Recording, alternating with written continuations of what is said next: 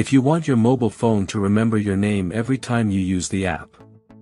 The truth is that Google Home rarely says your name. Google Home will repeat every time you ask him who you are or what your name is. But first, for it to work, you must first have configured voice match, so that it can recognize you by voice. Did you happen to silence your cell phone and then not find it? While you could use Google to find where your phone is, it's a lot faster and requires less effort to ask Google Home. Okay, Google. If you are a person who is interested in another language, in this case for example English, tell you that Google has a smart speaker. What you should do is set up your mobile.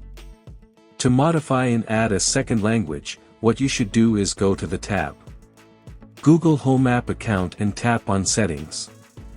Then, head to Wizard and tap on Languages.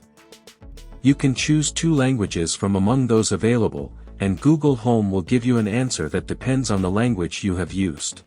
You knew that the Google Assistant has a long enough list for you to modify the word with which you communicate with this. I tell you that you can use it from the Hey, Google.